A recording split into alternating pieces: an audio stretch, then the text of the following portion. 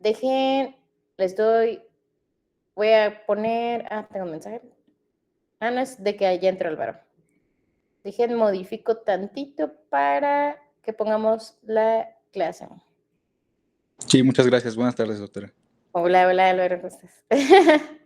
Ok, entonces dejen, cierra aquí tantito porque tengo que apagar la estufa.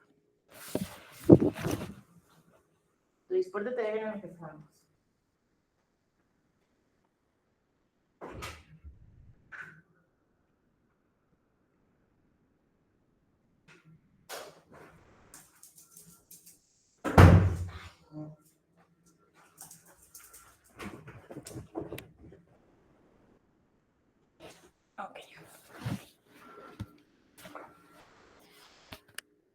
Ok, Fer está jugando por Omar, entonces solamente sería Dimi y Mon. Doc, ya estoy aquí. Ya llegó Max. Ok, excelente. ¿Ya viste Los Cuatro Fantásticos? Tengo planes de ir a verla esta semana. Pues como yo me enfermé, pues no pude ver ni siquiera Superman, entonces, pues a Ay, ver. doctora, Superman está buenísima, doctora. Creo que es de las mejores películas que he visto del actual Disney, la verdad. James Gunn sí le supo al personaje. Ok, excelente. Yo creo que es un buen sello de calidad, para verla. Ok, chicos, me recordó, Richie, que pues nada más habíamos visto el primer tema. Vamos a ver el tema de eritrocitosis y policitemia vera. Yo sé que después tenemos la clase de neumo. Nada más confírmame, Richie, esta clase de mato, ¿a qué hora aparentemente está programada que acaba? No programamos hora, pero no sé si quiere avanzar 2 temas o 3. Bueno, pero en el horario sí lo tenemos, o sea, después tenemos neumo, ¿no? Bueno, es que habíamos acordado que iba a ser una materia por día. Sí es cierto. Ya ves, qué bueno que me recuerdas. Sí. Ok, que viéramos todo ok, va, sin problemas. Excelente, entonces pues vamos a ver en mato hoy. Vientos, vamos para allá. Ok, ¿qué me les pongo en esta completa?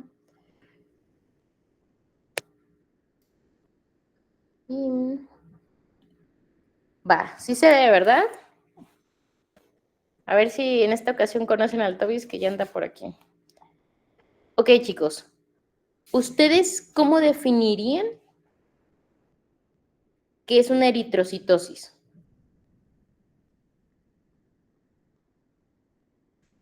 O sea, alguien que pueda decir, yo creo que eritrocitosis es esto. El aumento de número de eritrocitos en el plasma. ¿Ok?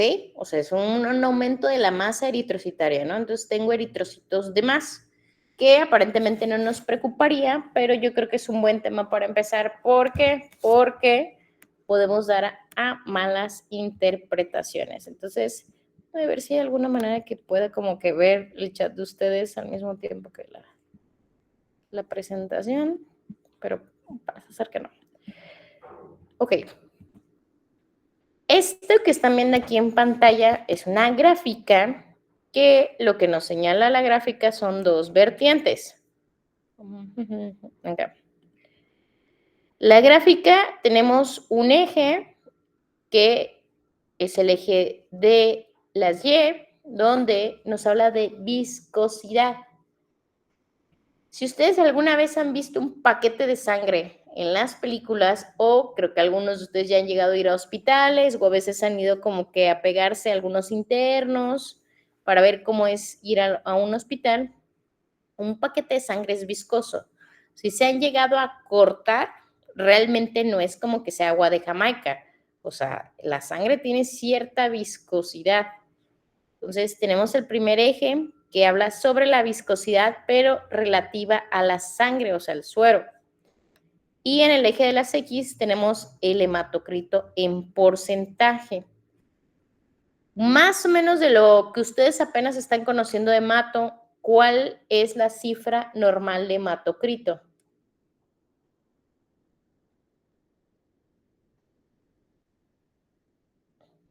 ¿Rondará por los 40, doctora? Sí, 40, 41. Hay personas que llegan a tener 45 y como que todavía ahí ya le empezamos a dudar. Y de hecho, si ven aquí, ven cómo hay una curvita donde dice que en un 40% de hematocrito, pues la viscosidad no hay ningún problema. O sea, tiene una viscosidad que es equivalente al agua. ¿Cuál es la situación? Aquí ven que dice transporte de oxígeno. Los eritrocitos tienen una función. Una de las funciones más importantes de los eritrocitos, ¿cuál sería para ustedes? O sea, obviamente, aparte de que no nos moramos, ¿no? Desangrados, pero ¿qué es lo que hacen los eritrocitos en la sangre? Entonces, Transporte de oxígeno. exacto, bueno, transporte de oxígeno, como ahí nos están comentando. Perdóname que no los puedo más o menos ubicar por la voz, porque no estoy bien, güey, y no sé cómo poder ver quién me habla, porque se ve como que el PowerPoint. En el Canva luego sí le jalo más esto. Para que... Sí, transporte de oxígeno, pero pues también se hace el intercambio gaseoso. Entonces, los eritrocitos forman parte de esto, o sea, se encargan de llevar las moléculas de oxígeno a todos los órganos y, por ejemplo, también llegan a los alvéolos y ahí se hace el intercambio de oxígeno. Entonces, ¿qué significa? Que si nosotros tenemos una buena masa eritrocitaria, probablemente tengamos un buen transporte de oxígeno. Ok, pero ¿qué es lo que pasa? Si aquí vemos que la viscosidad por alguna razón va aumentando, o sea, si llegamos a tener, por ejemplo, un hematocrito de 70, que es lo que hablaríamos de una eritrocitosis, vean, ok, aumentó la viscosidad, la sangre se volvió mucho más viscosa, 3 veces más. Pero ¿qué pasó con el transporte de oxígeno? El transporte de oxígeno, como que su cúspide fue cuando teníamos un hematocrito de 40, de 45, pero el transporte de oxígeno disminuyó entre mayor hematocrito tenga. Entonces, ¿cuál es el problema aquí? Que tener una masa eritrocitaria de más no es bueno. O sea, tienes una sangre más viscosa, como si fuera cajeta. Obviamente, entre más anémico estés, pues más diluida va a estar tu sangre. Ya cuando sean ustedes más grandes, que yo sé que sí, y vayan al hospital, se van a dar cuenta que, por ejemplo, gente que tiene anemia o que se está desangrando, la sangre parece casi agua. Entonces, ¿por qué tienen? Pues pérdida de la viscosidad. Entonces, la eritrocitosis es un aumento de la masa eritrocitaria, o sea, un aumento del número de eritrocitos, pero la policitemia no es esto. Si ustedes agarran alguna biometría de algún familiar o van al hospital y pueden agarrar alguna biometría, puede que encuentren la palabra policitemia, pero eso no es real. La policitemia es un diagnóstico de otra enfermedad llamada policitemia vera. ¿Sale, vale? Entonces, eritrocitosis sí es aumento de la masa eritrocitaria. La policitemia es una enfermedad aparte, pero ambas, si existen, van a tener un aumento de la viscosidad de la sangre. En mililitros, o sea, ¿cuánto realmente debería de tener yo de sangre o de masa eritrocitaria por kilogramo? Si soy mujer, de 23 a 29, y si soy hombre, de 26 a 32. Y aquí va a empezar a haber dos conceptos. Para los que les guste consumir proteínas o a los que les gusta tomar chocomil, batidos, cualquier cuestión que tenga en polvo, vean esta analogía así. Si yo le pongo mucha proteína, o sea, mucho polvo de proteína y menos agua, ¿cómo va a estar la malteada? ¿Va a estar espesa o va a estar diluida? Espesa. Espesa. Espesa, ¿ok? Espesa. Va a tener mucho menos leche, esa cosa, mucho menos agua y únicamente va a estar el polvo así todo feo, ¿no? Entonces, ¿qué va a pasar? Ay, perdón.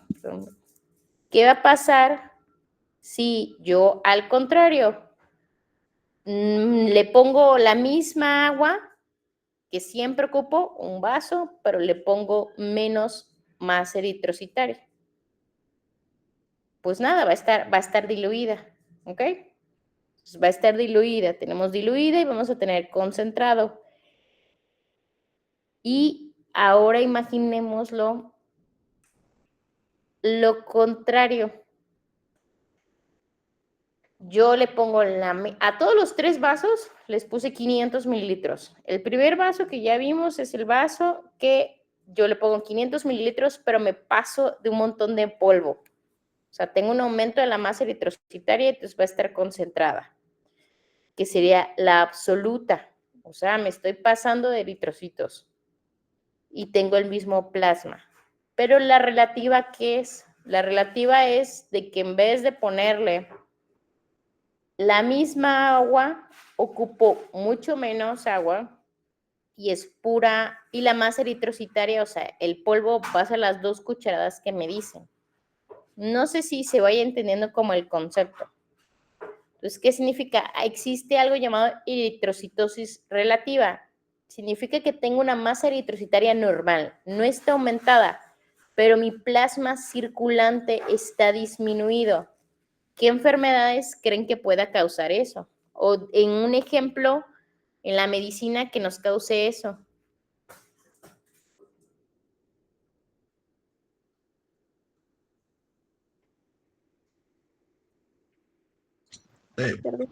Podría ser alteraciones en la coagulabilidad sanguínea, ¿no? Podría ser, pero ¿como cuál?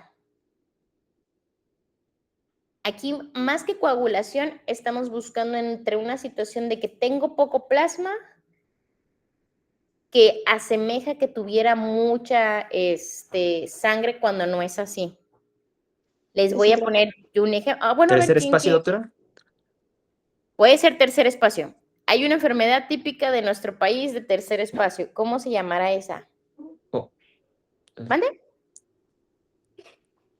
pensaría en obesidad, pero bueno, en el, que en el peritoneo, doctora, asitis quizá. Cerca, pero todavía no es. Piensen, por ejemplo, en dengue. Dengue tiene fuga al tercer espacio, ¿no? Dengue te deshidratas, pero en el dengue, cuando lo andan valorando, les preocupa mucho el hematocrito. ¿Por qué? Porque si tenemos un hematocrito alto, significa que el paciente se está deshidratando. ¿Por qué se estará deshidratando? Porque el plasma circulante se está fugando al tercer espacio y, por ejemplo, hacen ascitis, hacen derrame pleural, pero es eso, es un vaso lleno de proteína sin agua, o sea, solo está el polvo. Y por eso asemeja tener mucha hemoglobina, mucho hematocrito, y no es así, sino que el paciente se está secando por dentro, el plasma circulante está disminuido. Otro ejemplo es en la diabetes, cuando hacen cetoacidosis o un estado hiperosmolar, los pacientes están muy deshidratados. Entonces, cuando tú revisas su biometría, tienen hemoglobina y tienen hematocrito alto. Entonces, esa es una eritrocitosis relativa, no es real. Entonces, para que sea una eritrocitosis absoluta, el paciente sí tiene que tener una masa eritrocitaria elevada con un plasma circulante, pues, normal. ¿Dudas hasta aquí? ¿Sí se entendió más o menos cómo es el show? Sí, doc. Va. Ok, entonces, ahí les va. Esta es una tablita, viene en inglés, pero no se preocupen, yo se las voy a ir explicando, donde nos dice que cómo clasificamos esta eritrocitosis. La primera parte es clasificar la eritrocitosis en absoluta. Entonces, ¿cuál es la absoluta? Que no me estoy deshidratando, simplemente si tengo más eritrocitos que una persona normal. Entonces, una absoluta o verdadera es el incremento de las células rojas. Y ahí se va a dividir en 2, en una primaria y en una secundaria. De las secundarias tenemos las adquiridas, que aquí sí es policitemia vera. Es un cáncer, lo vamos a ver ahorita, pero la adquirida es policitemia vera. Y la hereditaria son pacientes que tienen alteraciones genéticas, o sea, mutaciones en ciertos receptores que nos van a producir eso. ¿Se acuerdan que cuando vimos eritropoiesis dijimos de que quiénes sean los encargados de generar, pues, que ocurriera esta? Y hablamos de eritropoyetina, de vitamina B12, ácido fólico. Entonces, si yo tengo una mutación en mi receptor de la eritropoyetina, a lo mejor voy a crear más eritropoyetina o voy a estimular más la eritropoyetina y por eso se va a crear más sangre, más eritrocitos. Esas son las hereditarias, obviamente son raras. La eritrocitosis secundaria, de ahí se va a dividir en varias, pero principalmente en la adquirida. La eritrocitosis secundaria adquirida, el primer parámetro es la hipoxemia. ¿Por qué se les ocurre que alguien puede generar más masa eritrocitaria por el hecho de estar hipoxémico? Factores de crecimiento derivados de hipoxia, como el factor de crecimiento endotelial y el factor estimulante de eritrocitos, doctora. Sí, y la eritropoyetina. O sea, háganse cuenta que, o sea, es un parecido, se alteran un montón de moléculas, pero casi siempre es la eritropoyetina en la que ahí como que forma parte. ¿Qué es lo que pasa? Yo tengo apnea obstructiva del sueño. Por ahí los escuché que alguien mencionaba de obesidad. A lo mejor tengo el cuello corto, estoy gordito, tanto que ya cuando duermo ronco, me ahogo en las noches, entonces durante el día estoy hipoxémico, o sea, baja mi oxigenación, porque ya tengo una situación respiratoria.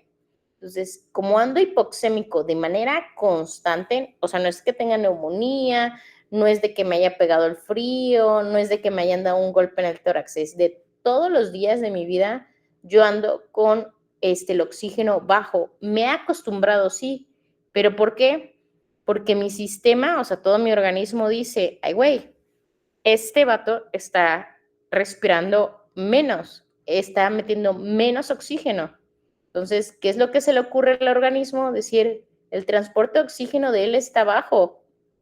Ah, pues le voy a dar más eritrocitos para que aumente su transporte de oxígeno, cuando el paciente no es lo que necesita. No le va a funcionar de nada, pero aún así el cuerpo lo intenta hacer. ¿Quién es la que se encarga de, pues, estimular la eritropoiesis? Pues la eritropoyetina. Entonces la eritropoyetina dice, ay, güey, este vato está continuamente hipoxémico, entonces voy a estimularme más para crear en la médula ósea más eritrocitos y pueda tener mayor intercambio de oxígeno. Entonces, ¿quiénes hacen eso? Enfermedad crónica, enfermedad pulmonar obstructiva crónica, o sea, pacientes con EPOC, apnea obstructiva del sueño. Hay ciertas enfermedades que ahorita les explico de qué tratan, que se llaman shunts de derecha a izquierda. Las alturas, no sé si en Hidalgo, casi no me ubico bien, pero yo ustedes me dirán si hay como zonas montañosas. Acá para las Jaivas, pues ya conocen el Pico de Orizaba, Perote, Ayahualulco y toda esta zona, pues sí es una altitud bastante. Las Jaivas originales, como yo que sé, al nivel del mar, pues obviamente esto no sucede, pero hay personas que viven, por ejemplo, en la Ciudad de México, en el Ajusco, en el Cerro de la Estrella y todo ese rollo, ahí también pueden presentar eso.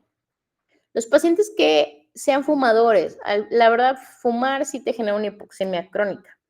Esa es la primera, la de hipoxemia. De ahí hay otra que puede ocurrir por carboxihemoglobinemia. ¿Dónde pasa esto? Si les gusta ver las series de médicos, en The Pitt ya apareció una, que es, nosotros tenemos algo llamado curva de carboxihemoglobina. Entonces, eso significa que si tenemos fiebre, que si tenemos acidosis, que si estamos infectados por alguna razón, esa curva se va a mover. Entonces, aquí, ¿qué es lo que pasa? Son personas que están completamente cianóticas y puede ocurrir por fumar o por intoxicación con monóxido de carbono. El monóxido de carbono es el que ocupan a veces para los hornos o para como los calentadores que están dentro de las casas, como para no pasar el frío. Entonces, no debería hacer este comentario, pero el monóxido de carbono también es el que tiene el escape del carro. Entonces, cuando algunas personas se quieren desvivir, dirían en TikTok, y ocupan este método, es así como fallecen con un envenenamiento por monóxido de carbono.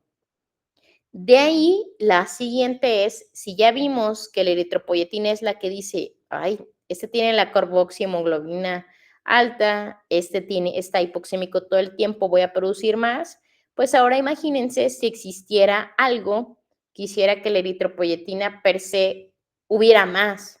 ¿A qué me refiero con eso? Es una producción autónoma de eritropoyetina. ¿Dónde puede pasar esto? En carcinomas de hígado, en carcinomas renales. ¿Por qué creen que en un carcinoma de riñón pueda haber una producción autónoma de eritropoyetina?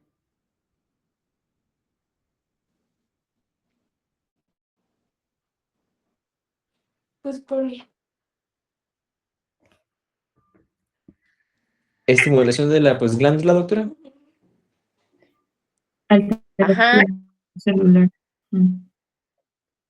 O sea, pues la eritropoyetina, ¿dónde se En crea? el riñón. En el riñón, voy a tener células renales que se volvieron locas. Entonces, a lo mejor en parte de su locura, pues están generando mayor eritropoyetina. O sea, estoy teniendo un riñón mucho más grande. Entonces, tengo mayor producción de eritropoyetina. Hemangioblastoma cerebral, un feocromocitoma. ¿Los feocromocitomas, tumores de dónde son? Las glándulas suprarrenales. Exacto. Suprarrenales, pues están ahí pegaditas al riñón. Entonces, es común que esto pase. Carcinoma de parotiroides, meningiomas, enfermedad poliquística renal, y ahí cuadra pues las pelotas, tumores que están creando eritropoyetina y demás. Ahora, ¿qué pasaría si yo me inyecto eritropoyetina?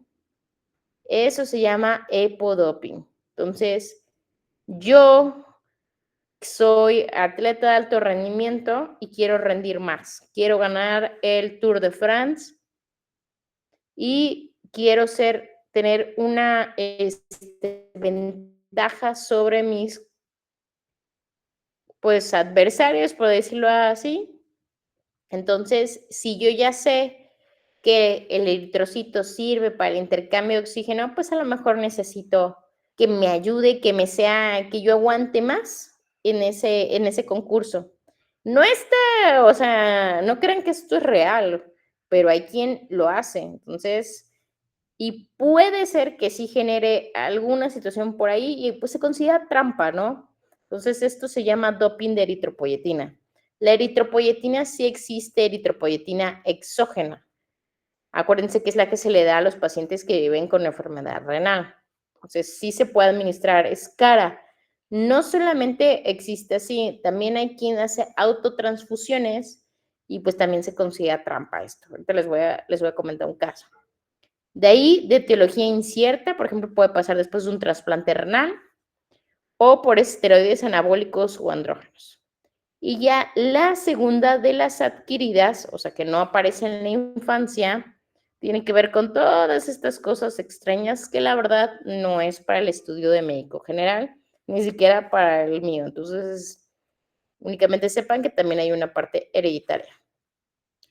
Y hay otras mucho más raras que son desórdenes de hipoxia como tal. Este es de la absoluta, o sea, acuérdense, el líquido está bien, pero la dosis, o sea, sí tengo más eritrocitaria. La sangre está como cajeta, ¿por qué? Porque estoy produciendo más eritrocitaria. Tengo un problema con mi eritropoyetina, detecta que ando siempre hipoxémico, intenta echarme la mano, pero la verdad no la hace bien y me manda más sangre. O tengo un tumor que está mandando más señalización de eritropoyetina. Entonces, esa es la absoluta, pero la otra clasificación es la relativa, la que yo les comentaba de pacientes con dengue, que sería, o con cetoacidosis, la deshidratación. También se llama espuria, que significa mi masa eritrocitaria es normal, pero como tengo tan poquito plasma, se ve muy concentrada, cuando no es así. Entonces, deshidratación, diuréticos y fumar. Ese síndrome que aparece ahí, Guys-Bogg, es esto. Son pacientes que son gorditos, son obesos, que están, bueno, es una anemotecnia, pero para que se ubiquen, están en la mediana edad, o sea, están calvos, tienen hemoglobina elevada y tienen presión venosa central elevada. Son fumadores y ante algún estrés que ellos puedan tener, pueden aumentar estas cifras de hematocrito, pero tampoco es real. Entonces, la espuria va a ser en estos casos donde el paciente esté deshidratado, como cetoacidosis, dengue, una gastroenteritis infecciosa que ha tenido mucha diarrea y en algunos casos hasta de hemorragia podemos verlo. ¿Cómo se ve? Hematocritos de 15, hemoglobina de 16, lo que nos va a dar la pauta. Entonces, esto es más o menos lo que les explicaba de la tabla. La eritrocitosis congénita y primaria familiar es de origen autosómico dominante. ¿Quién nos quiere explicar qué significa que sea autosómico dominante?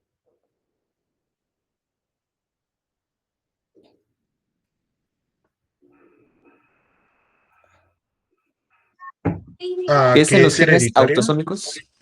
Es en los genes autosómicos, doc, pero con tal de que uno de los progenitores tenga la, pues, mutación, su herencia la va a tener. Ok, muy bien. Exacto, ese es el concepto. Ahora, si quieren, para que quede bien reforzado, ¿tenemos alguna parejita en el salón? ¿Ya no hay parejitas en los salones? ¿O alguien que ustedes quieran emparentar del salón? Nada. Ok, bueno, vamos a imaginarnos que existe alguien que se llama Juan y hay alguien que se llama Chonita. Juan y Chonita se enamoran, pero Juan y Chonita no lo saben, pero dentro de sus genes cada uno tiene un gen recesivo. O sea, cada uno tiene una mutación recesiva. Con ese ejemplo, ¿cuáles son las posibilidades de que tengan, cuando se casen y se embaracen, pues, cuáles las posibilidades de que tengan un hijo enfermo?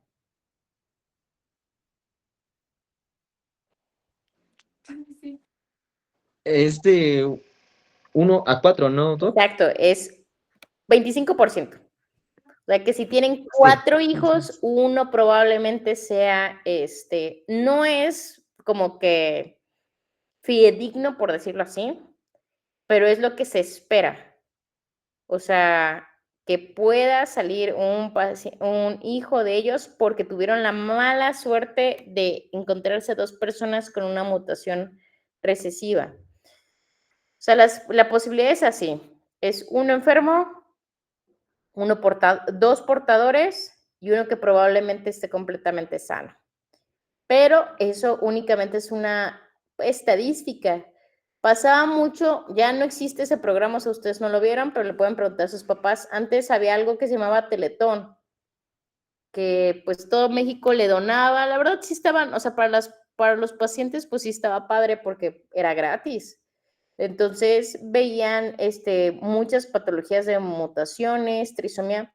Entonces había una familia que o sea, que iba ahí, obviamente, pues sí lucraban un poco con el dolor de las personas, porque ellos iban, agradecían al Teletón, pero contaban su historia. Entonces, esta era una pareja que tenían una enfermedad, obviamente, que generaba una, pues enfermedad muscular, o sea, los niños estaban en silla de ruedas. Entonces, tienen su primer hijo, sale con estas alteraciones donde no puede caminar, donde no se puede comunicar de manera correcta, y le dicen a la señora, no se preocupe, su próximo hijo va a salir sano, que porque la estadística es así.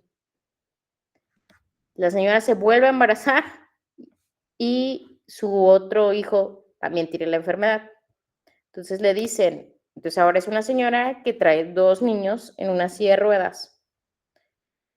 Y le dicen, no, pues ahora con menos razón, pues ya tiene 2 hijos, probablemente los otros 2 van a salir sanos.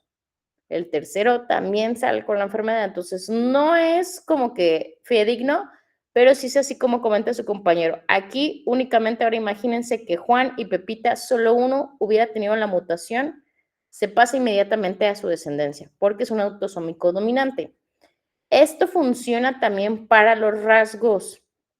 Ahorita hay una polémica por ciertos pantalones de mezclilla, pero los ojos azules, ¿qué tipo de rasgo es? ¿Es un rasgo recesivo o es un rasgo dominante?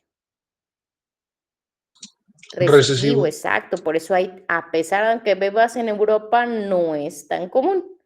Las personas pelirrojas también son rasgos recesivos. La raza negra es un rasgo dominante. Entonces, ¿qué significa? Y se ve también en parejas de artistas donde alguien es de ascendencia africana y la otra persona es pues anglosajona.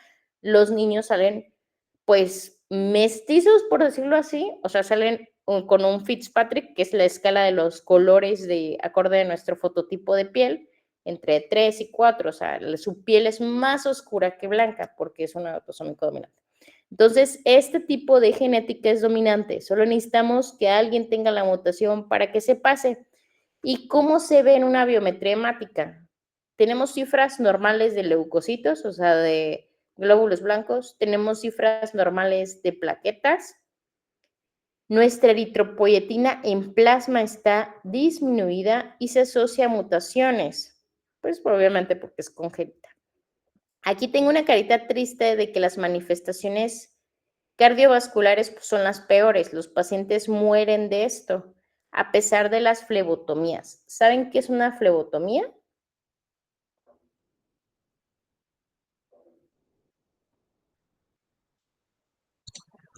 Tengo entendido que son como inflamación de los vasos sanguíneos, Esa ¿no? sería flebitis, pero sí es de los vasos sanguíneos. ¿Es la recesión de un vaso, doctora? Suena así por la flebotomía, ¿no? Como si lo cortáramos. Ahí les va. Una flebotomía es una sangría. No sé si a los que les guste como que estas películas medievales o Games of Thrones y así. Una sangría, ¿qué es? Nos ponemos, no sé si... ¿Mande? No es sangre de un vaso o bueno, drenar sangre de alguna Exacto, cavidad. vamos a drenar sangre. Entonces, es como si fueran a donar sangre, nada más que esa sangre se tira. Les ponen un punzo grueso y te sacan sangre. Te sacan sangre y la tiran para quitarte el exceso de sangre, porque está la sangre muy espesa. Entonces, ¿por qué creen que las pacientes se mueran de situaciones cardiovasculares?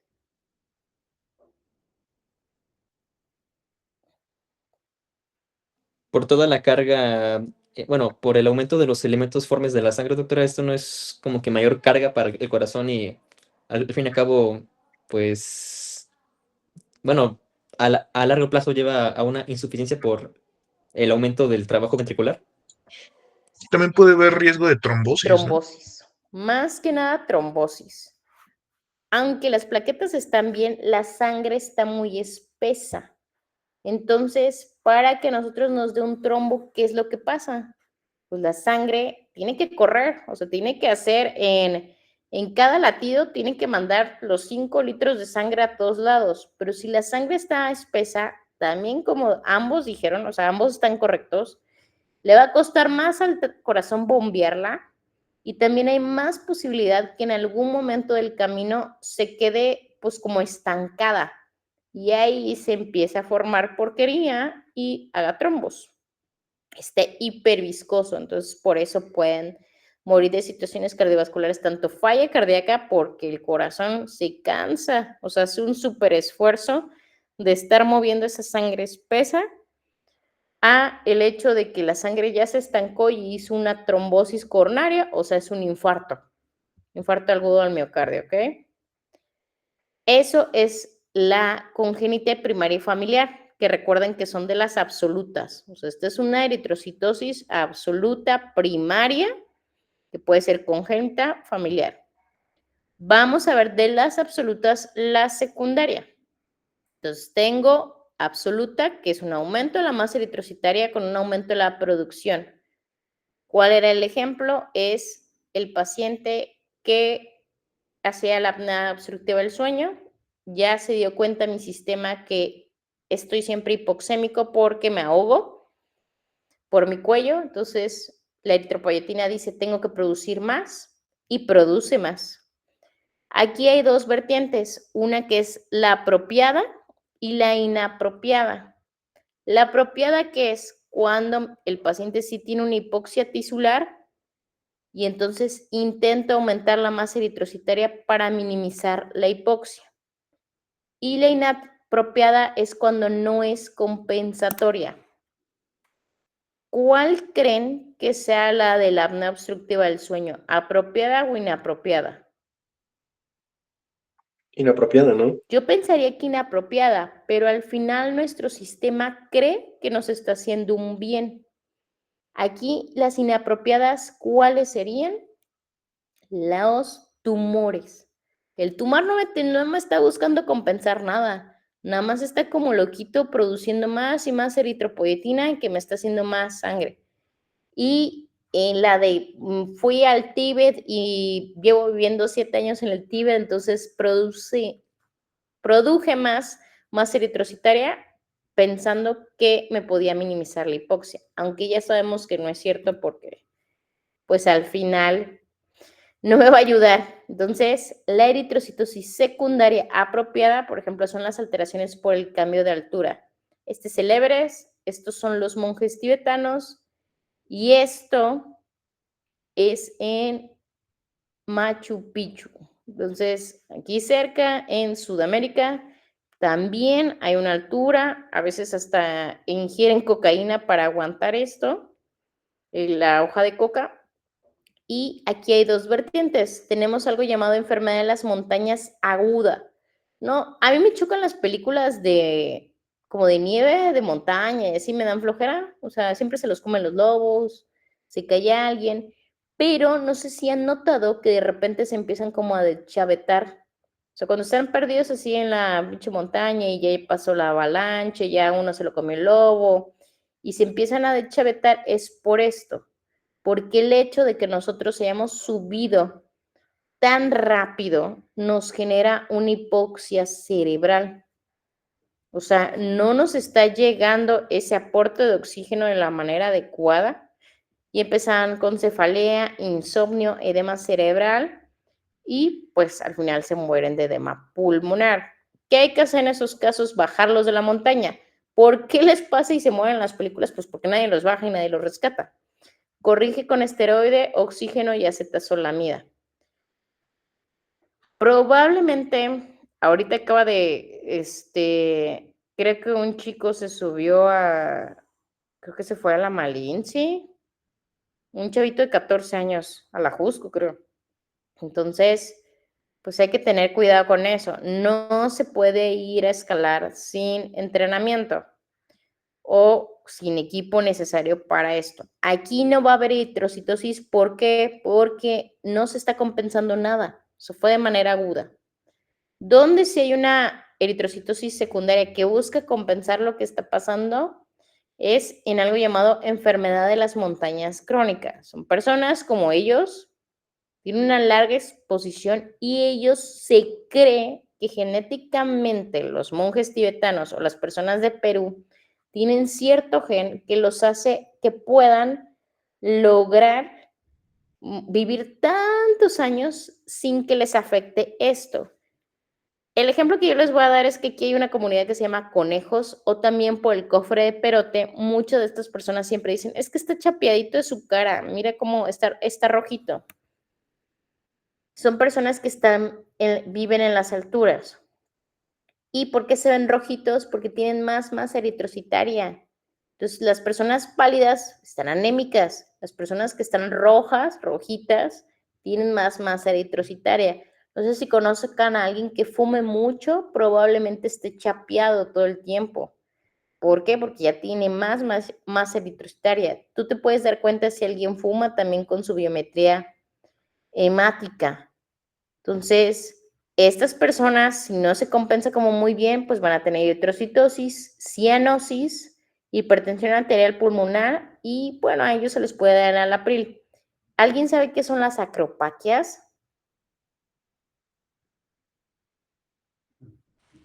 ¿Esos son los cambios en las uñas? Sí, también les llamamos palillos dedos en palillos del tambor y las uñas se llaman uñas de reloj o uñas como en forma de cuchara, por decirlo así. Entonces, ¿esto por qué? Es porque tenemos tanta hipoxemia que hay hipoxia a nivel de los dedos.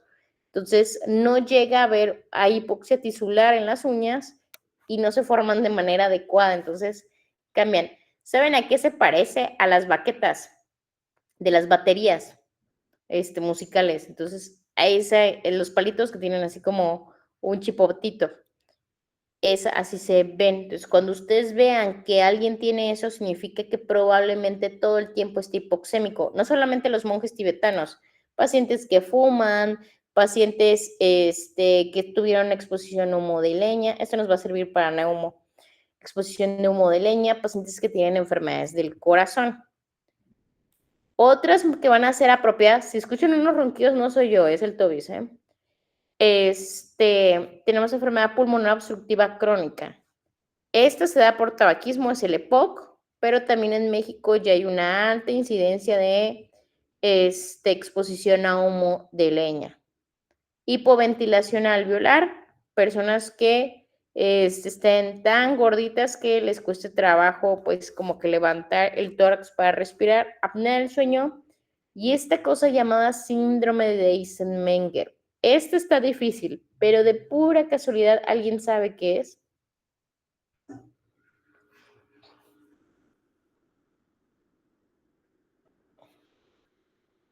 Ok, el síndrome de Eisenmenger, de hecho creo que trae una fotito.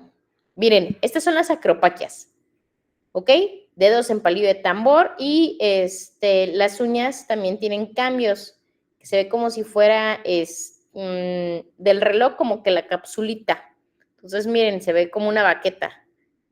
Está completamente, pues, volteada o como si fuera una cuchara, dicen las uñas, ¿ok? Esto nos habla de hipoxia tisular. Entonces, en la enfermedad pulmonar obstructiva crónica, los pacientes tienen una saturación baja. Esta es una radiografía de alguien con enfermedad pulmonar obstructiva crónica. ¿Cómo lo sé? Porque el tórax está muy largo. El problema en estas enfermedades obstructivas no es que entre el aire, sino que a los pacientes les cuesta mucho sacarlo. ¿Por qué? Porque sus bronquios ya están destruidos o están llenos de moco por el tabaco, por ejemplo. Entonces, se quedan con aire guardado. Todo eso que se ve oscuro, que en radiografía se llama radiolúcido, es aire. Hacen algo llamado corazón en gota. Estos son los semidiafragmas y se ven abatidos. Y si se dan cuenta, los espacios intercostales están muy horizontalizados. Esta radiografía, aunque no le vean manchas, es anormal. Esta es parecida, pero pues sí tiene una que otra mancha por ahí. Entonces, cuando los pacientes tienen EPOC, ¿qué es lo que pasa? La hipoxia crónica hace que se altere la síntesis de la eritropoyetina y busque compensar y crear mayor masa eritrocitaria. Hace mucho tiempo se creía que si alguien con enfermedad pulmonar obstructiva crónica tenía un eritrocito, un hematocrito mayor de 55, le tocaba hacerse una sangría o una flebotomía. Actualmente esto es controversial, o sea, no se ha encontrado ningún beneficio y pues se sometería al paciente a un riesgo innecesario. Hay dos tipos de hipoventilación alveolar. ¿Qué es la hipoventilación? O sea, la ventilación es el ejercicio que nosotros hacemos de inspirar y expirar. Cuando alguien tiene problemas para realizar esto, pasa la hipoventilación. ¿A qué le suena una hipoventilación central?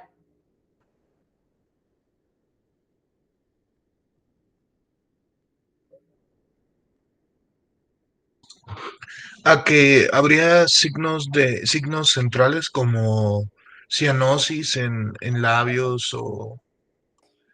Bueno, es que yo me imagino periférica, donde se va más a extremidades los signos de hipoxia. Ajá, esa podría ser en la cianosis, ¿no? Sí tenemos cianosis central y cianosis periférica, pero en este caso, cuando hablamos de, de hipoventilación alveolar central, ¿cómo creen que respire alguien que le dio una embolia cerebral?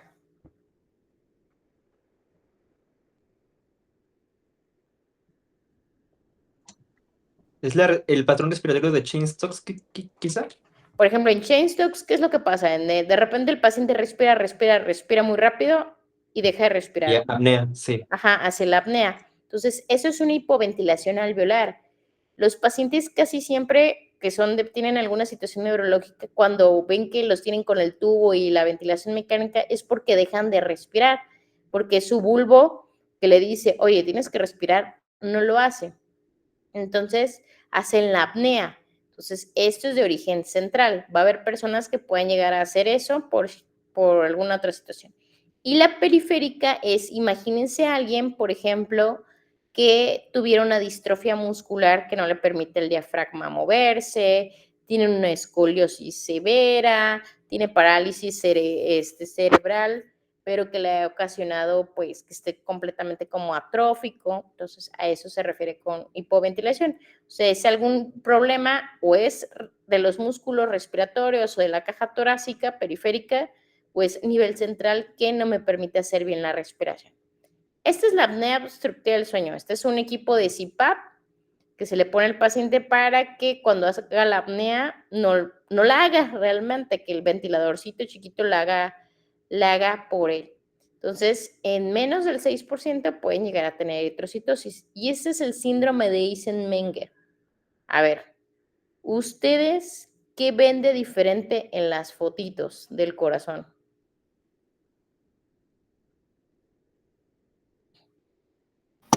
¿Hay una conexión, alguna estenosis interventricular? Hay una conexión más bien. Conexión sí, entre los ventrículos que no debería pasar. O sea, está roto aquí el septum. Entonces, hay una CIV, una comunicación interventricular. Entonces, en esta primera imagen, tenemos una conexión interventricular. Entonces, acuérdense que los colores en el corazón significa sangre oxigenada y sangre desoxigenada, porque una se va a ir a la circulación y otra al corazón. Entonces, ¿qué pasa si yo mezclo las sangres? Va a haber algo llamado un shunt de izquierda a derecha y el paciente pues en ese momento no va a estar cianótico, sino que se va a ir sangre oxigenada a la pulmonar donde no debería de irse, va a aumentar el flujo de la pulmonar, va a generar una hipertensión pulmonar y ahora va a ser al revés, va a haber un shunt, o sea, un shunt es como un desajuste, un intercambio. Entonces, ahora la sangre derecha se va a ir a la izquierda, pero el problema es que la sangre derecha es sangre desoxigenada, por eso se ve azul. O sea, ahora el paciente va a estar completamente cianótico todo el tiempo y va a estar hipoxémico. ¿Esto por qué pasa? Es cuando de niños no les arreglan el defecto. Entonces, pasan años con el defecto hasta que generan hipertensión pulmonar. Al generar esta hipertensión pulmonar, el paciente pues está hipoxémico todo el tiempo. Y aquí la médula ósea es que dice, oye, eritropoyetina, ponte al tiro porque el paciente está hipoxémico, porque no sé, y genera una eritrocitosis compensatoria. Pero pues, ¿qué puede pasar? También puede provocar que haya problemas. Ahí les va. Vamos a imaginarnos el huesito ese que está ahí, pues es un fémur, ¿no? Y está la médula ósea. Piensen que adentro de ese fémur está todas nuestras células sanguíneas, leucocitos, plaquetas, macrófagos. Puede haber también, ¿qué será bueno? Linfocitos. Entonces, ahora piensen, si yo me empiezo a llenar de eritrocitos, ¿qué pasará con las demás cosas? Los leucocitos pueden disminuir y entonces me puede infectar más. ¿Por qué? Porque no hay espacio. O sea, está lleno, es como si en el antro únicamente entraran puros eritrocitos, entonces en algún momento ya no les van a dejar pasar a los leucocitos ni a las plaquetas. Pues como las plaquetas no se van a poder producir bien, va a haber trombocitopenia y pueden sangrar más estos pacientes. ¿Ok? Estos pacientes también pueden hacer escoliosis. ¿Por qué? Porque al tener tantos eritrocitos pueden deformar la médula ósea. Entonces, es lo que va a pasar con estos pacientes. Esta es la eritrocitosis secundaria inapropiada. No lo conocen por la edad, pero este señor se llama Lance Armstrong. Cuando yo era adolescente, generaron unas pulseritas que decía en Live Strong, una cosa así. Según era para apoyar al cáncer y todo el mundo las quería traer, que traían $1 y te creías, eran como los Labubu de ese tiempo. Porque para todo el mundo era súper guau que este señor hubiera ganado el Tour de Francia con un solo testículo. Él tuvo cáncer de testículo y sobreviviente al cáncer, ganó este torneo y bla, bla. ¿Cuál fue el problema? Que se dieron cuenta que había hecho trampa. ¿Por qué? Porque se inyectaba eritropoyetina. También se autotransfundía y ganaba.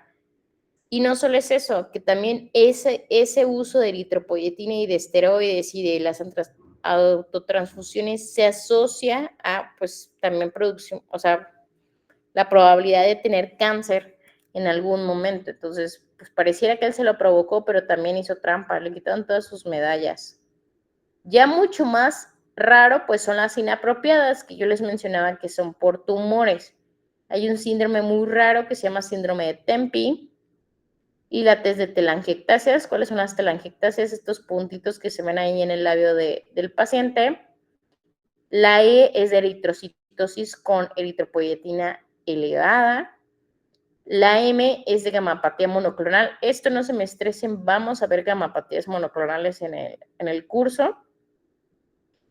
Pero esto es de células plasmáticas, o sea, son células plasmáticas desordenadas, colecciones perinefricas, o sea, perirrenales, y problemas pulmonares. Entonces, intrapulmonar shooting.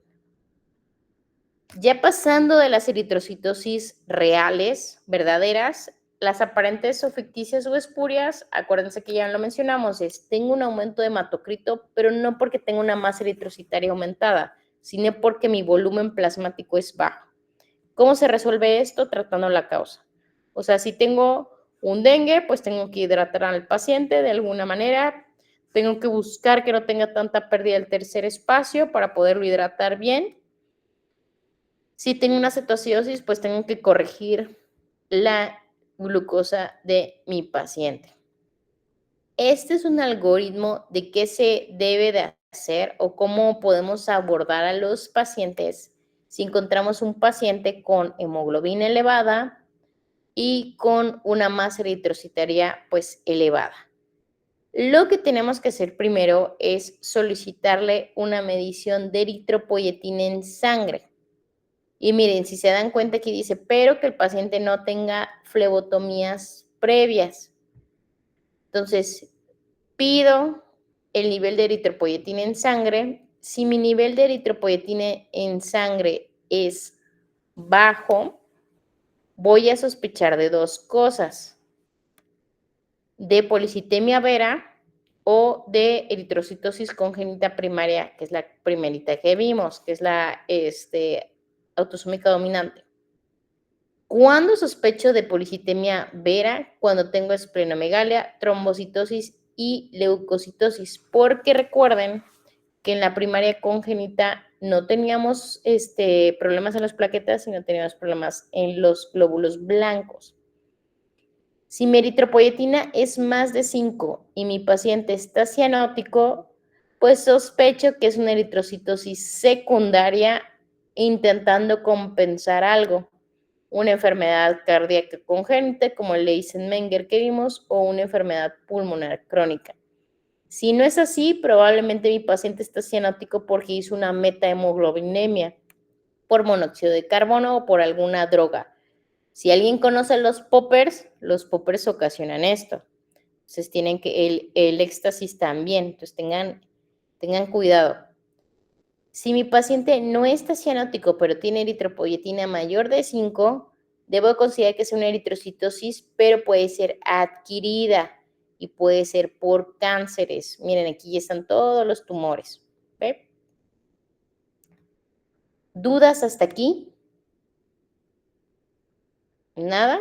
Entonces, les voy a dar 5 minutitos para que tomemos un poco de agua, se vayan por unas papas. Ay. Y dejen, yo voy por un electrolit también. En 5 minutitos para continuar.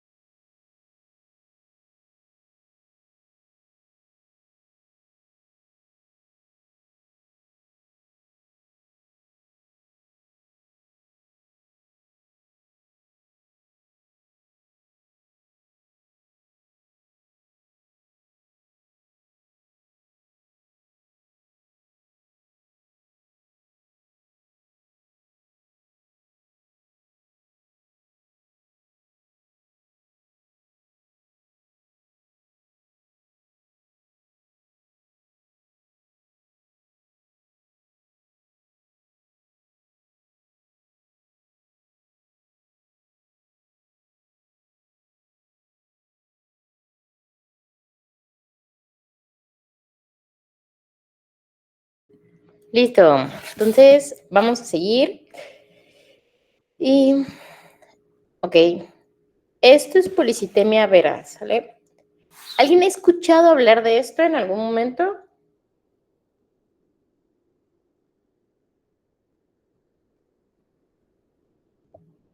Ok, si no, va. La policitemia vera es una neoplasia, o sea, es un cáncer mieloproliferativo asociado a una mutación llamada JAK2B6F1. La verdad, solo preguntan siempre qué es, o sea, cuál es la mutación y se dice JAK2. Ahí les va. Esta enfermedad, esta mutación, o sea, esta es una pregunta del examen nacional de residencias médicas. Entonces, siempre que les pongan JAK2 es policitemia vera.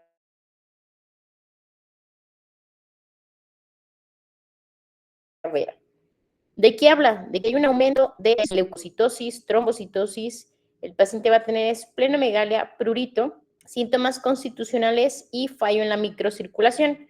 Yo creo que esto de fallo en la microcirculación ya más o menos nos imaginamos por qué, porque pues la sangre espesa, ya también tienen plaquetas de más, entonces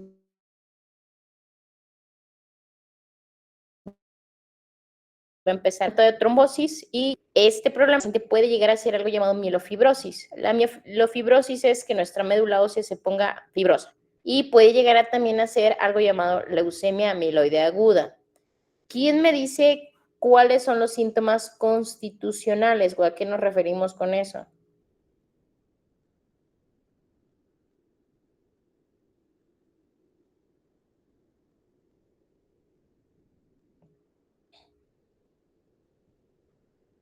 Caray, o sea que no me están.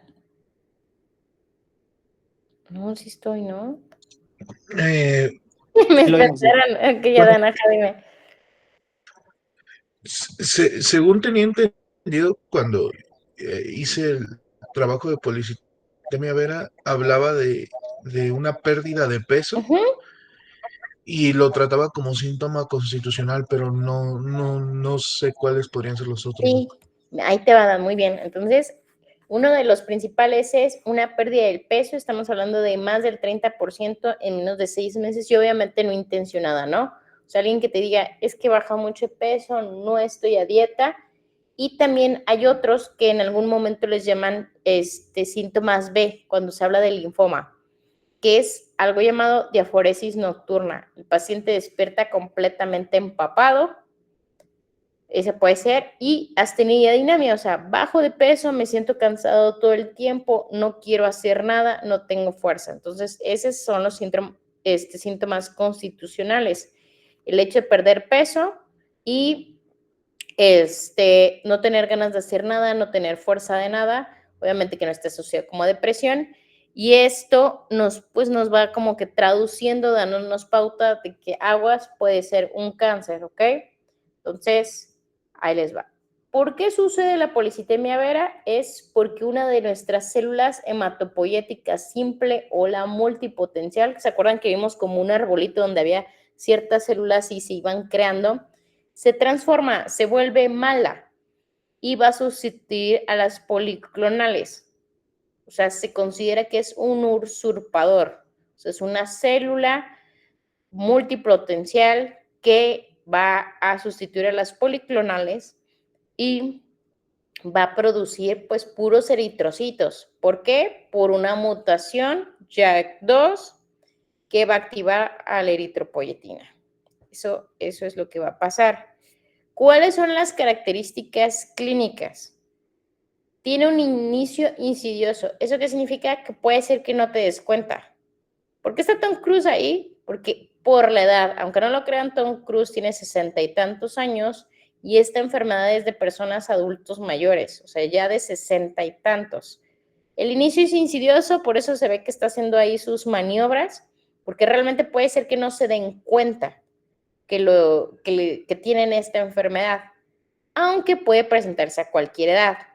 Una de las manifestaciones más importantes es la cefalea. ¿Ustedes por qué creen que alguien con policitemia vera sea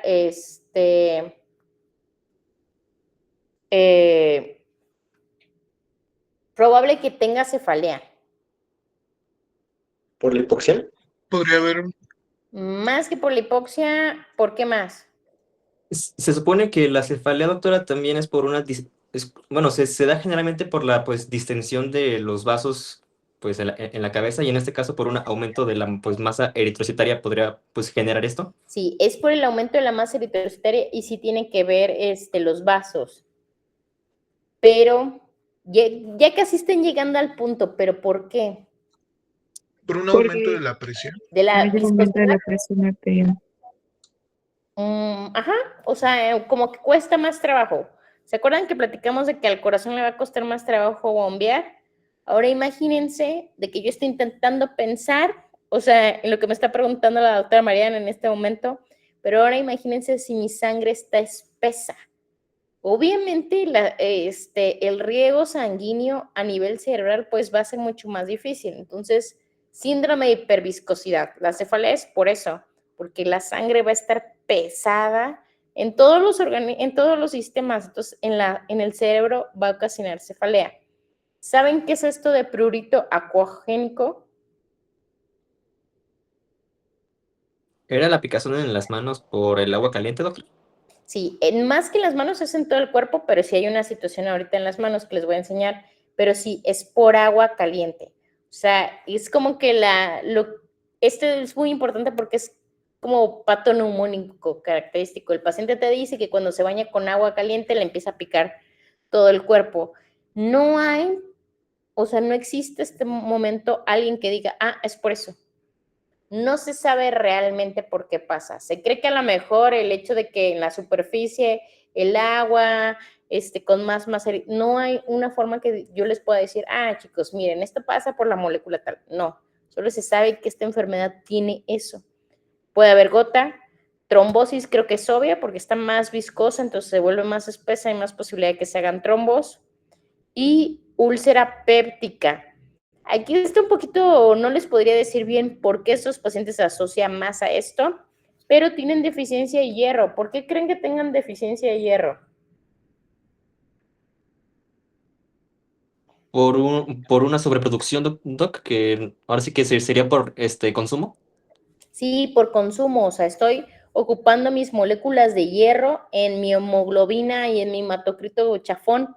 Entonces ahí se está yendo y ahí se está yendo. Entonces no estoy generando, o sea, una sangre de calidad y estoy echándome a perder pues el hierro que tengo. Esta, no sé si ahorita que estuvieron, bueno, cuando hicieron su trabajo, alcanzaron a ver este signo. Yo creo que es el que nos estaba comentando su compañera ahorita.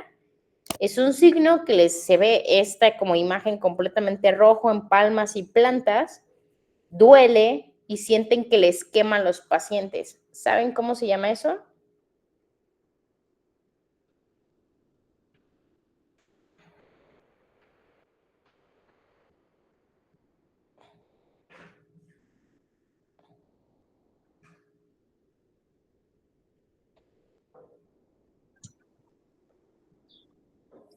Esto se llama eritromelalgia. O sea, es un paciente, obviamente este es un, pues, eritema, o sea, está completamente rojo, también es patoneumónico de policitemia vera. Si la ven en nuestro examen, ponen policitemia vera y los pacientes les arde y sienten que les quema. Entonces, esto es de policitemia vera. Eritema intenso, hipertermia y dolor quemante. ¿Cómo se hace la sospecha? Hay un aumento de la hemoglobina, un aumento de las plaquetas. ¿Y cuál va a ser la bronca? Que como vimos que era insidioso, pues puede pasar que el paciente a lo mejor lo van a operar de la rodilla, le van a quitar la vesícula. Cuando haces los exámenes te das cuenta que tiene hemoglobina alta, que tiene plaquetas altas. Y esto puede ocurrir únicamente por exámenes de rutina. Menos del 30% de los pacientes van a tener síntomas. O sea, esto de cefalea, esto de las manos rojas, no, o del prurito que les da con el agua caliente, solo va a ocurrir en menos del 30%. Pero sí van a tener estas complicaciones que a lo mejor no se van a dar cuenta. ¿Qué creen que sea esta imagen que tengo ahí? Que es como si fuera un arcoíris medio raro.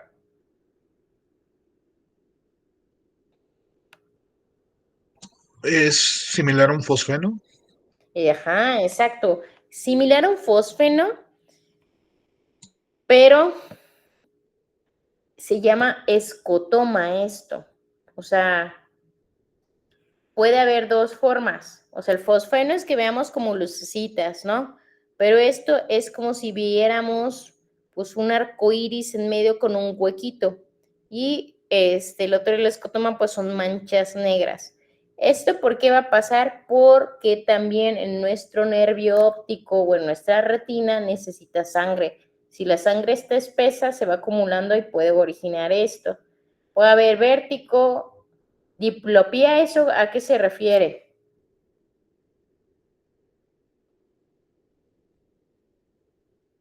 ¿La sensación de ver doble, doctora?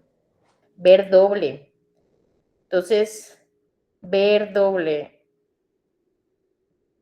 También va a pasar literal por lo mismo, porque tenemos sangre espesa. Migraña, eventos isquémicos transitorios por los trombos. Estos pacientes, ¿de qué se van a morir? De eventos trombóticos. 1/3 va a morir antes de que sepan que tengan policitemia vera y va a ser fatal. Y aquí están todos los trombos que pueden generar, o sea, ¿dónde? En el cerebro es un evento cerebral vascular o un stroke. En el corazón es un infarto, puede haber tromboembolismo venoso en las piernas, en el pulmón. ¿Quién me dice que es un síndrome de Budd-Chiari? No sé si era referente a los órganos abdominales, doctora, quizá. ¿A los qué? ¿A los qué? ¿A los qué? ¿Es que? Órganos abdominales, no sé si tenía que ver con... Es cerca por el abdomen, sí es en el abdomen. No Ahorita sé si les voy era a... isquemia relacionada a eso. Yo tenía entendido que era una obstrucción de la vena porta hepática, ¿no? Que provocaba citis. Sí, el síndrome de Budd-Chiari provoca falla hepática aguda y, como bien dice su compañero, es una obstrucción, puede ser de la porta, puede ser de las hepáticas, casi siempre es por un coágulo, la verdad, o sea, es una trombosis, ¿sí? Una trombosis de la vena porta o de las venas hepáticas, y lo que va a hacer es que el hígado se distienda, o sea, que se muera el hígado, y eso va a provocar una falla hepática aguda que va a generar ascitis, varices esofágicas y los pacientes se mueren.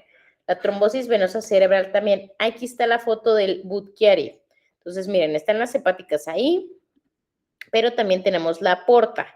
¿Ok? Entonces, ¿qué es lo que va a pasar? Va a haber un trombo en la hepática o un trombo en la porta que obviamente no va a dejar pasar ni que salga la sangre ni que entre, y el hígado se va a empezar a congestionar, y pues no va a servir y se va a morir y va a ser falla hepática aguda.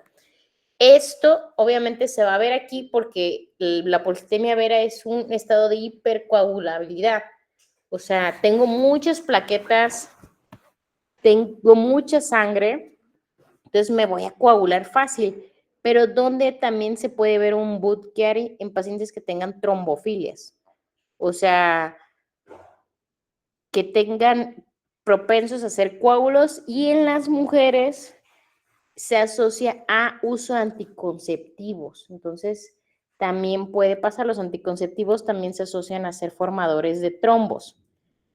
¿Cuál va a ser el problema con estos pacientes? Es de que a pesar que tengan muchas plaquetas, esas plaquetas no van a estar chidas, van a ser plaquetas corrientes, o sea, como... Ya pronto les mandaré el link del Temu para que me ayuden a conseguir regalos, pero van a ser como plaquetas Temu o plaquetas AliExpress. O sea, puede que se vean bien, pero no van a estar tan chidas como irte pues a comprar un sofá a Liverpool.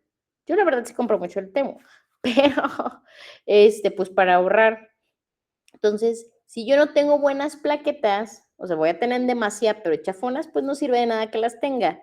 ¿Y qué va a pasar? Voy a tener moretones. En la medicina los moretones se llaman equimosis o hematomas. Esta es una equimosis porque solo es la mancha, que es el moretón, pero si yo lo toco y siento una bola abajo, es un hematoma.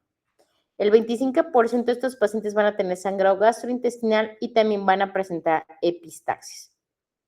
Entonces, a diferencia, ¿qué pasaría si yo no me doy cuenta que mi paciente tiene policitemia vera y lo vamos a pasar al reemplazo de rodilla?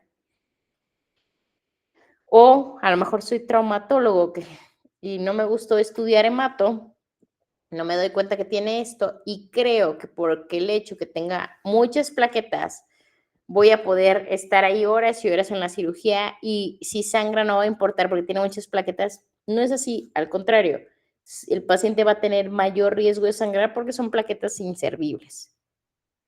Esta enfermedad tiene dos fases. Una fase que se llama pletórica o proliferativa, o sea, se encarga de crear y crear y crear más eritrocitaria y plaquetas. Y otra fase que se llama spent, o sea, ya desgastada o postpolicitémica.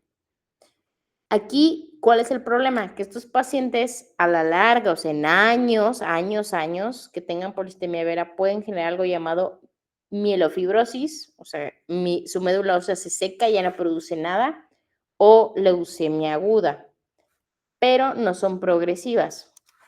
Este es otro algoritmo. Aquí, ¿cuál es el problema que nosotros tenemos en México? Es que lamentablemente tenemos que estudiar lo que se debe de hacer, pero pocas veces en la vida vamos a poderlo hacer tal cual. Ahí les va por qué. Hacemos un algoritmo diagnóstico de neoplasias mieloproliferativas. Ya quedamos que la policitemia vera es un cáncer. ¿Cuándo lo sospecho? Cuando tengo una hemoglobina mayor de 16.5 en hombres y de 16 en mujeres.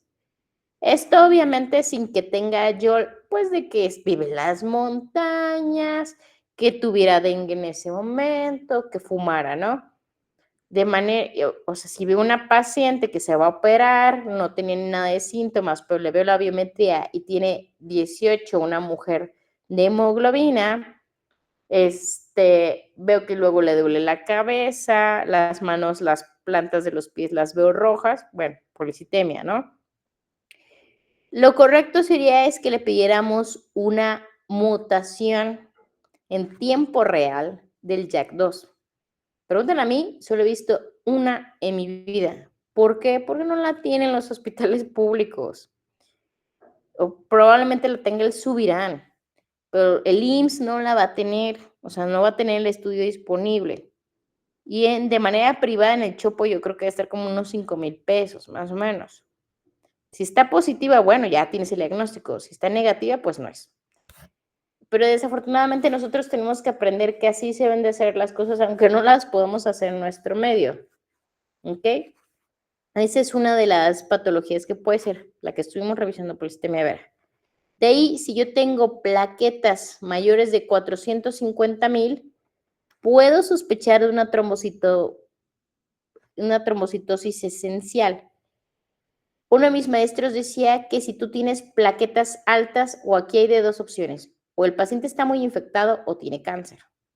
Entonces, si tenemos plaquetas altas, vamos a checar si no es policitemia vera. Le pedimos la mutación, ¿ok? Y si no la tiene, puede ser que sea una trombocitosis esencial. Y ya de ahí hay uno último que se llama mielofibrosis primaria.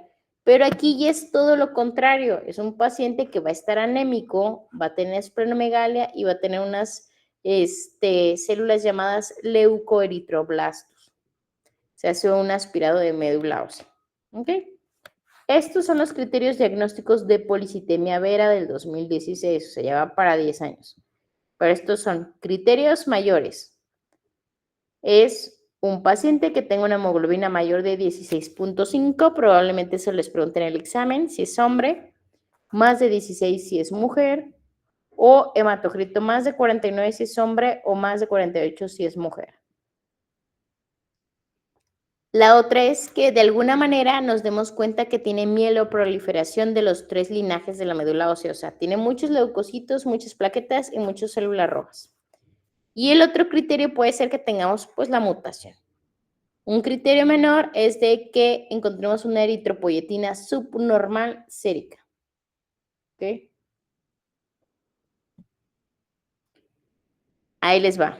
El diagnóstico del algoritmo, nuevamente, recuerdan la cifra, hombres más de 16 de hemoglobina y de hematocrito, 16.5, y mujeres más de 16.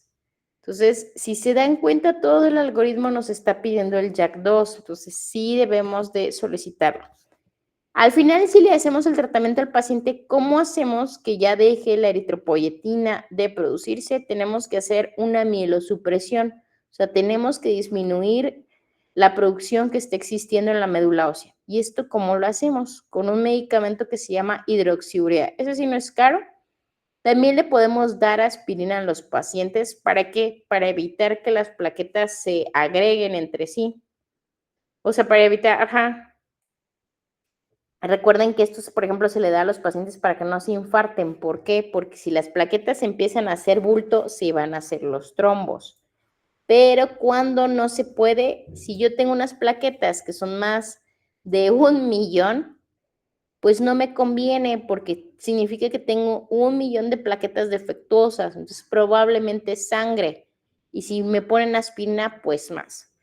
Puedo ocupar también ciertos medicamentos llamados interferón y ya hay un anticuerpo monoclonal.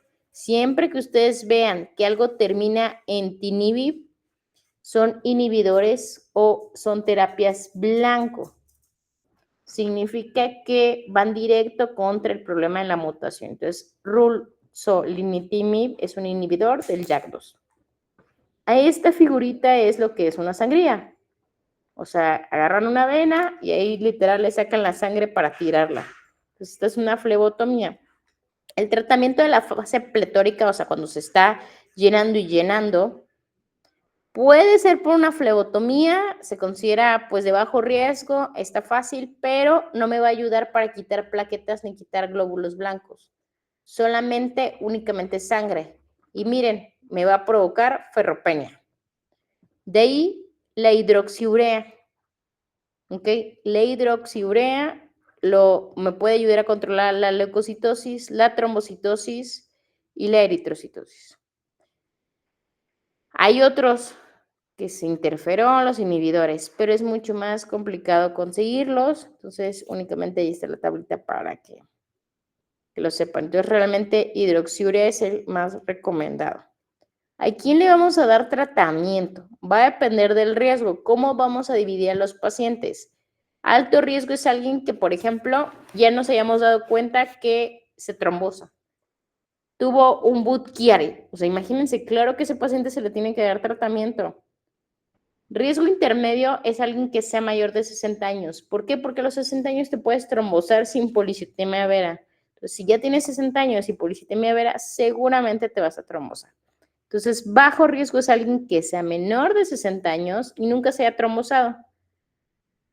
Pero también debemos de considerar que si eres hipertenso, fumador, diabético y tienes leucocitosis, probablemente tengas riesgo de trombosarte también. Entonces, a los que tengan alto riesgo de intermedio, o sea, mayores de 60 años o menores de 60 años que tengan una trombosis previa o que sean hipertensos, fumadores, diabéticos, les vamos a dar tratamiento.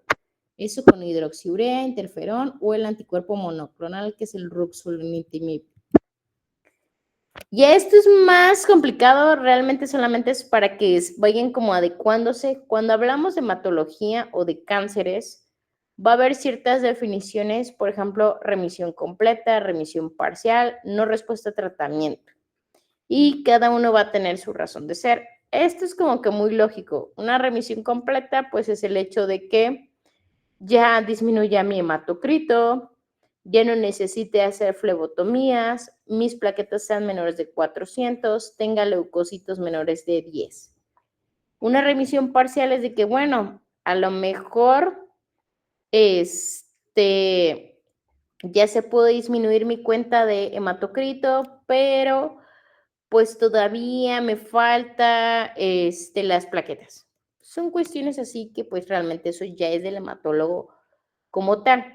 Entonces, para que únicamente le echen un vistazo, no es de competencia del médico general. El tratamiento de la fase SPENT, o sea, que es la fase de ya me desgasté por completo, probablemente en esta fase sea cuando ya el paciente tenga más de 10 años con la enfermedad. Ya no va a haber eritrocitosis, al contrario, el paciente va a empezar con anemia y esto va a significar que la médula ósea ya se está fibrosando. O sea, ya no va a haber producción de nada, va a empezar a tener esplenomegalia el paciente y puede provocar, pues, amielofibrosis como tal. ¿Sale, vale? Estos son los eritroblastos, ¿ok? Se ven como si fueran unos huevitos más que unos eritrocitos. Entonces, esto es lo que puede ir pasando. Se ven como también como un poquito más oscuros. Este es un frotis de sangre periférica y este es otro frotis de sangre periférica. ¿Qué hacemos en un frotis de sangre periférica? Tomamos de una muestra de sangre, una gotita de sangre, le ponemos un portaobjetos y lo vemos al microscopio. Estos son un eritrocito normal, si se acuerdan, no tienen un núcleo como tal, tienen una membranita y pues tienen una forma de disco, no son como estos que son gordos. ¿Cuál es la diferencia con estos que están señalados en la flechita? Que se ve como si fuera una lágrima o también como si fuera un ojito. Por eso, como si parecen de una forma de lágrima, se llama dacriocito. Aquí la analogía es, imagínense la médula ósea como un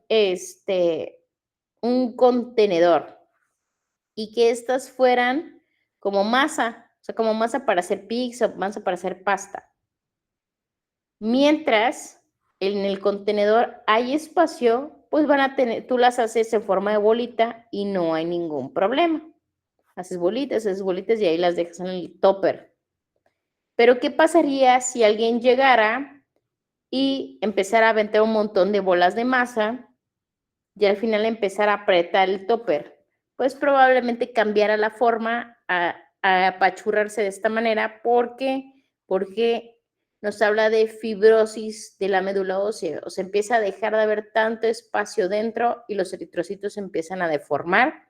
Entonces, siempre que les reporten dacriocitos o vean estas células en lágrima, significa que hay mielofibrosis o que hay una ocupación por metástasis, puede ser también.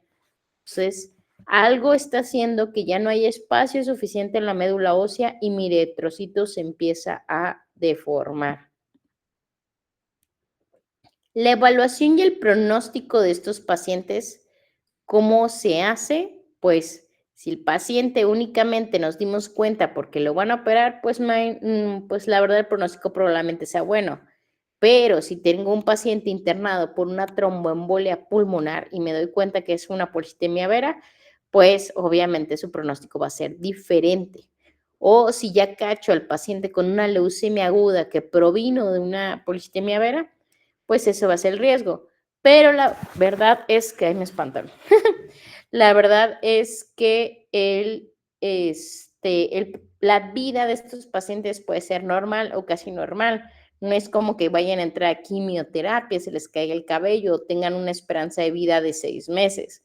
La verdad es una enfermedad muy, muy crónica. Entonces, lo único que pues, se puede hacer en algunos pacientes es otorgarles aspirina. Entonces, hasta aquí, ¿alguien tiene alguna duda, algún comentario de esta enfermedad? ¿Nada? Ok, a ver, déjenme checar mi horario. Aquí le acabo de tomar una fotito. Aquí está. Ok, pues ya que sí. Sí, ya acabamos. Ok, chicos, entonces me voy a regresar tantito. Los puntos claves de policitemia vera es que es un cáncer, o sea, es una malignidad. La mutación es JAK2 y se sospecha por aumento de las series, o sea, de la serie roja, de las plaquetas y de los leucocitos, pero sobre todo de la hemoglobina. ¿De qué se van a morir? De trombos y también tienen un riesgo de sangrado. Entonces, déjenme checo esto nada más. Ah, sí, ya ven. Ok. Ah, ya vi cómo puedo ver. Va. Ahí les va. Esto no le hagan caso que dice jueves. Ya me acordé, ya quedamos que vamos a ver los lunes, va a ser de Matu, ¿no? Entonces, el próximo lunes que nos veamos, la tarea es sobre anemias y cómo clasificarlas. ¿Sale? Ya para que ya no haya malos entendidos. Sé que la verdad ha sido mi culpa porque como me enfermé, pues está hecho como que tuvo un relajo, pero la próxima evidencia antes de la próxima clase de mato, que será el próximo lunes, es anemias y cómo clasificarlas. Así lo dejemos. Vamos a ver ahora sí cómo nos habituamos con cardio y neumo, si hay algún otro espacio para que continuemos con hemato, pero yo creo que sí hay que aprovechar las horas de cardio y neumo.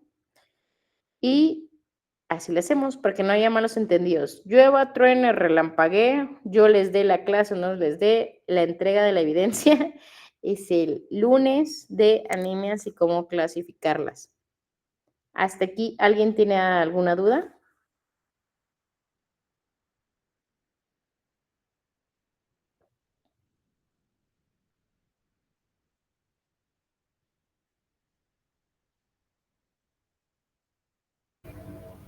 No, doctora.